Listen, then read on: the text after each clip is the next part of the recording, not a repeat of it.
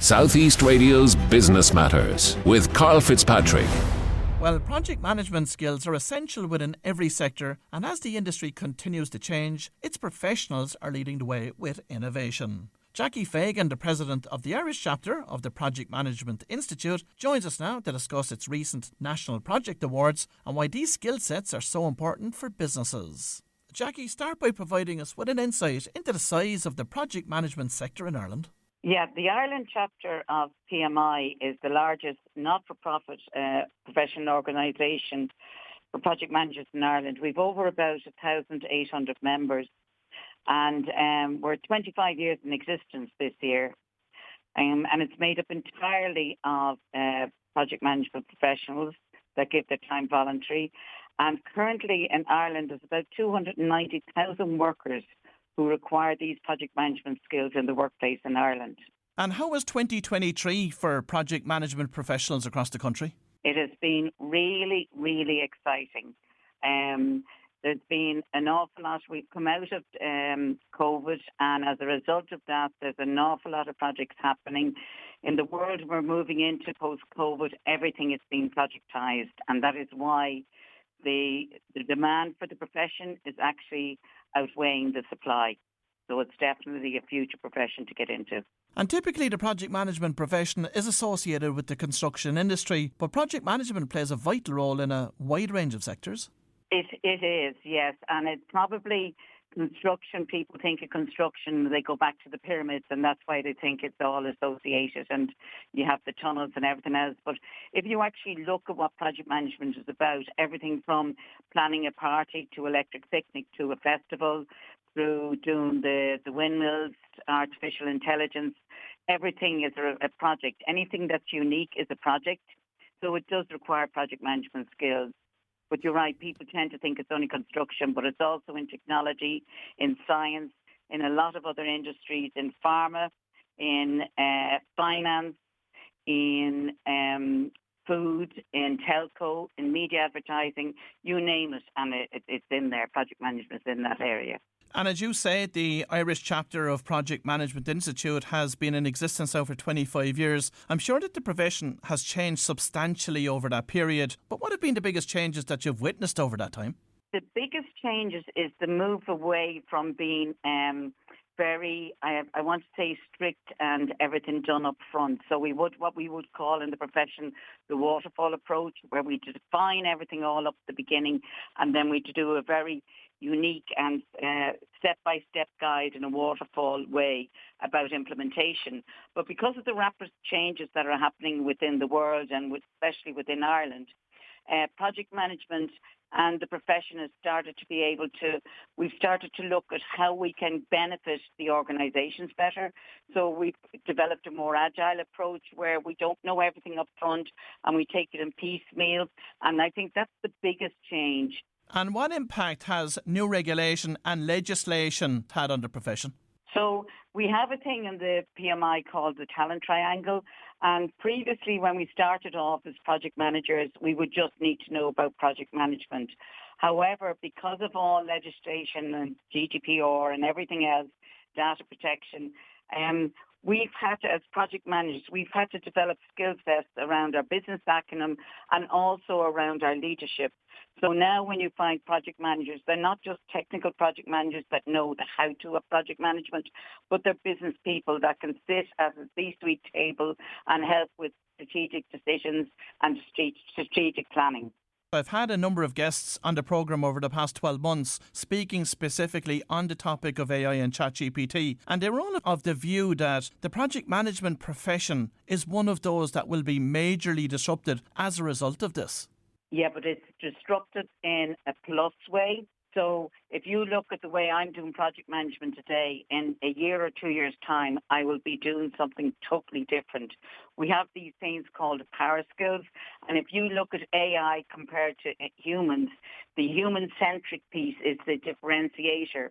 So an awful lot of planning tools that we would do sort of using different tools and techniques, that can all be done by the AI. For example, scenario analysis, problem solving, risk management, project planning, time management, and all that can be done over time, like as it evolves by Gen AI, which will allow us as project managers then to look at the business outcome, to look at the benefits realization, and to be more people-centric. So it can only enhance our profession rather than being disruptive in a negative way. And Jackie, what attracted you into the project management profession itself, and what keeps you fulfilled in that regard? I just love the profession. Anyone that knows me personally knows I eat, drink and sleep it. What keeps me fulfilled in it is it's the most exciting profession that I've come from to date. I started off in finance and I've been in telco, and then I moved into IT, and it was when I was in IT that I actually got into project management. You could say I fell into it, and since then I have never looked back. No 2 days are the same, and there's a great sense of achievement when you achieve your project. And then on top of that, then there's the stuff like being president of the Ireland chapter that's giving back. You're reaching out to the next generation to bring them on the journey, to try and get them understanding that there is that profession there earlier on in their career. And of course, Project Management Institute just had your National Project Awards. So what were the judges looking for from applicants at a broad level? At a very broad level, they were looking for not the also-ran, they were looking for something that stood out in all the categories. So either it stood out because the benefits of what they achieved were outstanding, the organisation, the way they had structured themselves in terms of managing the project, or the challenges that they had and how they had used project management tools and techniques to actually overcome those challenges. National Broadband Ireland won the Innovation in Technology category. So what stood out about its LiDAR survey and modelling methodology? So, funny enough, when we saw this being on the finalists, we actually started doing our investigation. And why it stood out was that the LiDAR, I don't know if your audience might know this, but it's an acronym for light detection and ranging. So everyone thinks of broadband and sort of thinks about, oh my gosh, yeah, the coverage, etc.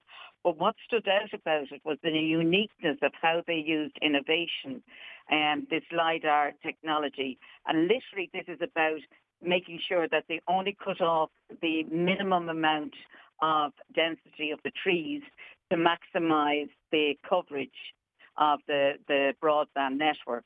The preservation of the trees, because they would be hundreds of years old in a lot of cases.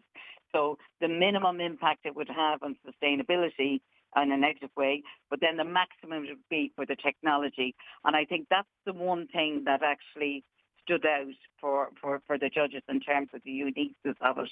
And from a public sector perspective, which project was recognised by the judges? So from the public sector, the ESB Networks won that award. And the reason they won that award, that particular project that they won the award for, was relocation of their retail hub. And they managed to do that. That project started in 2021, but there was over 30 million messages annually that it handles. And they did that seamlessly, also taking into account the regulatory compliance, the resistance, and the system resistance, and the fact that they moved it to the data centre. So what stood out there, it exemplified efficiency in project management, but more so in the government in a complex cross-border setting, ultimately leading to the successful system relocation. And then which private sector project took home the award? So the private sector was AIB Life, and the reason they launched Ireland's first retail life assurance company in 21 months in the pandemic. So they overcame the pandemic challenges and they did a rapid technology development, and that was focused on improving the Irish financial market. They had a lean cost to serve model which had effective leadership managing. They had over 12 work streams, I think, 30 plus vendors and about 50 plus core systems that they integrated. So it was quite complex, but they used agile and bespoke governance structures. So they actually did stand out because they went one step ahead. And of course, there was also lots of examples of project management being used for social good. So what was the winning project in this category? Yeah, the social good project was a very hard category for the judges to judge. The actual overall winner was a group from ADMS, which supports about 500 odd migrants in Galway. And what they did is, following from the Irish Mother and Babies Home Report, twin sisters, Lisa and Laura, aided 11 families of migrants. And then as the demand grew, they started raising over 20,000 annually, engaging over 250 volunteers, and now they're supporting over 500 migrants on a monthly basis. And of course, James Loughton from Impactful Project Management was honoured with the Project Professional of the Year. Talk to us about James's contribution to the profession. Yeah, this award is one that all PM professionals aspire to. James had over 20 years experience, and I think what stood out about him for the judges, without knowing what's in their heads, he has a track record of innovative leadership. He's a lot of viral TikTok videos. He's been involved in training programs in a lot of companies, and he has a coach and delegate management style. So I think that's why he stood out. Boston Scientific claimed the Project Management Office of the Year. So how did they impress the judges? So for your listeners, the whole thing about a Project Management Office is to try and gather everyone together. And they had established their office back in 2020. And what stood out was they have a team of over 24 project managers, and they're reporting 90% of their projects that are delivered on schedule. And in the year, they managed an average of about 150 projects, which the capital value exceeded 88 million. So the size and scalability of that PMO was quite impressive. Plus, they had fostered a very detailed culture of knowledge sharing, and they've engagement with the wider community. And the PMO approach is an inclusive PMO approach, and it is a commitment to the Boston Scientific mission of delivering for patients.